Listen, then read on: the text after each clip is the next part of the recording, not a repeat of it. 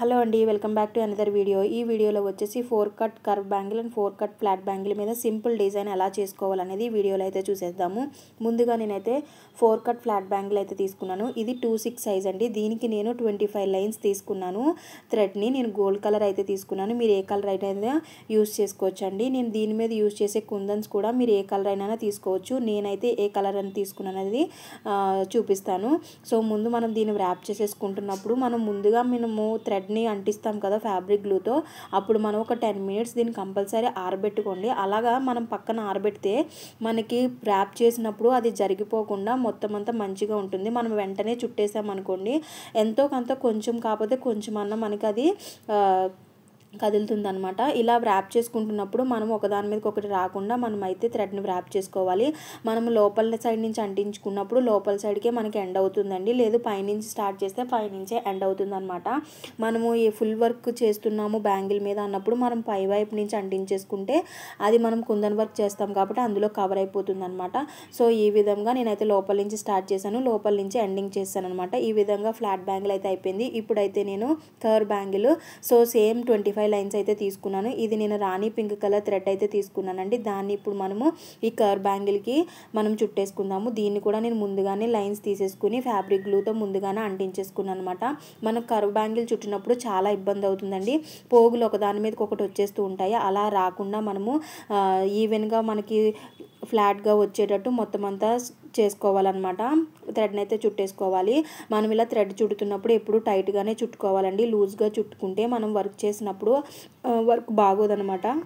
కుందన్స్ అనేవి అంతలాగా నిలబడవన్నమాట. వర్క్ కూడా చూడడానికి బాగోదు. సో ఇలాగ మనకి ఎక్స్ట్రా ఉన్న థ్రెడ్ని మనం కట్ చేసేసుకోండి. ఇలా కట్ చేసుకున్న థ్రెడ్కి మనము వేస్ట్ చేసుకోకుండా పాడేయకుండా వాటిని మనము క్లిప్స్ యూస్ చేస్తాం కదా, క్లిప్ స్టోన్స్ చేస్తాం కదా, వాటికి క్లిప్స్కి థ్రెడ్ ర్యాప్ చేసి మనం స్టోన్స్ పెట్టి మనం క్లిప్స్ అయితే చేస్తాం కదా, వాటికి మనము ఈ థ్రెడ్ని అయితే యూస్ చేసుకోవచ్చు అనమాట. దాన్ని కూడా ఎలా యూస్ చేసుకోవాలని ఫ్యూచర్లో నేను ఎప్పుడైనా వీడియో చేస్తే వాటికి పెడతానమాట, అప్పుడు మీకు చెప్తాను. సో ఇలాగ నేను 4 బ్యాంగిల్స్ అయితే చేసుకున్నానండి. కర్వ్లో 4 బ్యాంగిల్స్ అండ్ ఫ్లాట్లో 4 బ్యాంగిల్స్ చేసుకున్నాను. ఇప్పుడు ఈ ఫ్లాట్ 4 బ్యాంగిల్స్కి మనమైతే వర్క్ అయితే చేసుకుందామండి. దీనికి నేను గ్లాసీలో వైట్ కలర్ 4mm స్క్వేర్ కుందన్స్ అయితే తీసుకున్నానండి. మీరు ఈ ప్లేస్లో ఏ కలర్ అయినా తీసుకోవచ్చు.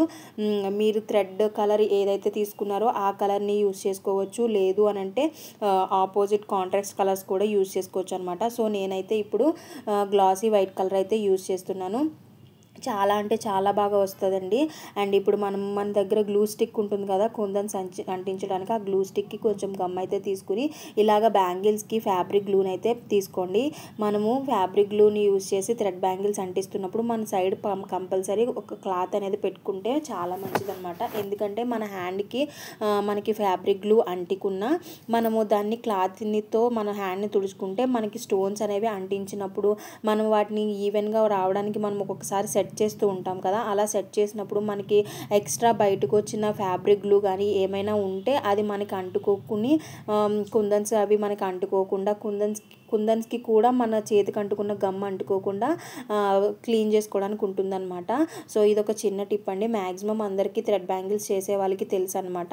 సో ఈ విధంగా నేనైతే మొత్తం బ్యాంగిల్స్ని అయితే మేక్ చేస్తున్నాను. మీకు ఇప్పుడైతే ఒక బ్యాంగిల్ మేక్ చేసి చూపిస్తున్నాను, చూసారా ఇలాగనమాట. మొత్తం ఈవెన్గా వచ్చేటట్టు ఎక్కడికక్కడ మనము వాటిని ఈవెన్గా ఒకదానికొకటి స్ట్రైట్గా వచ్చేటట్టు సర్దుకోవాలండి. మనం అది గమ్ము ఆరకముందే మనం సర్దుకుంటే బాగుంటుంది.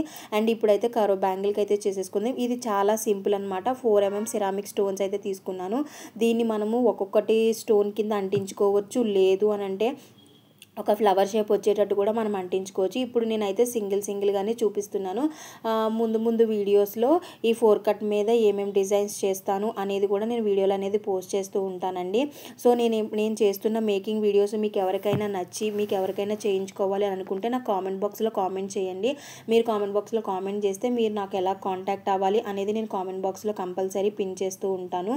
నేను రీసెంట్గానే ఇప్పుడే ఈ బిజినెస్ అనేది స్టార్ట్ చేస్తున్నానండి. నేను ఏమేమైతే నేర్చుకున్నానో వాటన్నిటిని ఈ వీడియోస్లో నేను ఒక్కొక్కటిగా పోస్ట్ చేస్తున్నాను అనమాట. అవి అవి మీరు చూసి మీకు నచ్చితే నేను ఫ్యూచర్లో ఇంకా మంచిగా గ్రో అవ్వడానికి, ఇంకా కొత్త కొత్త ఐడియాస్తో ముందుకు రావడానికి కూడా నాకు హెల్ప్ అవుతుందన్నమాట. నేను బ్యాంగిల్స్ మేక్ చేస్తున్నప్పుడు ఏమైనా మిస్టేక్స్ చేస్తుంటే, ఈ వీడియోస్ ఎవరైనా థ్రెడ్ బ్యాంగిల్స్ చేసేవాళ్ళు కానీ చూస్తూ ఉంటే వాళ్ళు ఏమైనా నాకు సజెషన్స్ ఇవ్వాలి అని అనుకుంటే కామెంట్ బాక్స్లో కంపల్సరీ సజెషన్స్ ఇవ్వండి. ఆ సజెషన్స్ నేను తీసుకుని నేను చేస్తున్న మిస్టేక్స్ని కూడా నేను రెక్టిఫై చేసుకుంటాను అనమాట.